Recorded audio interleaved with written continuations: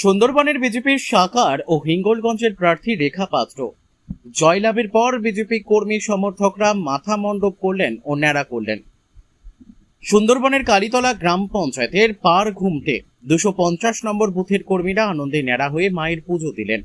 2011 সালে 2রা জুলাই 249 বর্তমান 250 নম্বর বুথের পঞ্চায়েত সদস্য নিতাই পদ রায় স্কুল থেকে বাড়ি ফেরার সময় তৃণমূলের প্রধান শ্যামল মণ্ডল আক্রমণ করে। সে কথা শুনে তার পুত্র দীনবন্ধু রায় বাঁচাতে গেলে তাকে আক্রমণ করে। তারপর বাঁচার জন্য পিতা এবং পুত্র নদীতে ঝাঁপ দেয়। সন্ধ্যে 7টা নাগাদ সুন্দরবন জঙ্গলে যায়।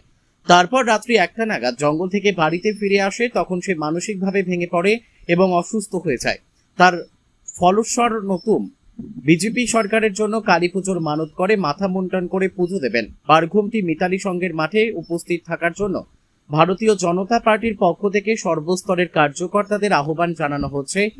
সন্ত্রাসবাদীদের বিরুদ্ধে দীর্ঘ লড়াইয়ের পরে 15 বছর পরে তৃণমূল সরকারের অবসান ঘটে। তার ফলে বিজেপি কর্মী নিতাই পদ রায় তিনি মায়ের পুজো করেন ও বলেন, বিজেপি সরকার রাজ্যের মুখ্যমন্ত্রী শুভেন্দু অধিকারী হয়েছে। আমরা সেই নির্মম অত্যাচারের বিরুদ্ধে লড়াই করে আজ জয়লাভ করেছে।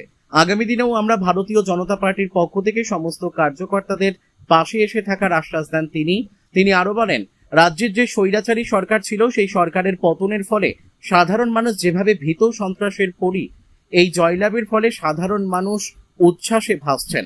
সুন্দরবনের হেমনগরের কালীতলা গ্রাম পঞ্চায়েতের বিজেপি কর্মী সমর্থকরা। সুন্দরবন থেকে প্রদীপ সরকারের রিপোর্ট, বিগ নিউজ বাংলা। 15 বছরে তৃণমূলের অত্যাচারে এই গ্রামের মানুষ অতিষ্ঠ হয়ে গিয়েছিল। আমফানের টাকা আয়লার টাকার জন্য কালীতলা বাজারে 2রা জুলাই ওখানে আমাকে মার্ডার করার জন্য শ্যামল মণ্ডলের গুন্ডা বাহিনীরা আমাকে আমার আক্রমণ করে।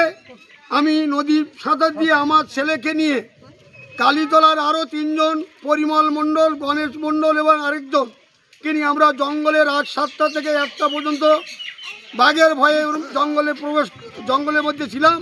তারপর রাত্রি আছে এই হিংস্র তাণ্ডব চলেছে দীর্ঘদিন ধরে। মানুষের আয়লার চাল পর্যন্ত কেড়ে নিয়েছে।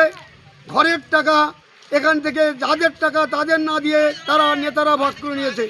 এর জন্য আমি মানসিক করেছিলাম যে এই সরকার যদি পতন হয় তাহলে আমি 7 দিনের মধ্যে মিতালির সঙ্গে কালী পূজা দেব মাথা মণ্ডপ করে। তাই আজ আমাদের এই জয়, ভারত মাতার জয়। 25শে বৈশাখ 2009 আমাদের পশ্চিমবাংলার নতুন সূর্যোদয় হয়েছে।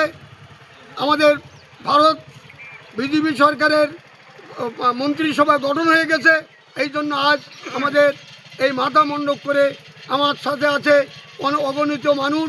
আমাদের পূজনীয় দাদা নকুল মণ্ডল, তিনিও তার মাথার থেকে চাল কেড়ে নিয়েছিল, আয়লার চাল, ঘরের টাকা বন্ধ করা, নানান অত্যাচারের জন্য আজকে আমরা মাথা মণ্ডপ করেছি। আপনার নাম?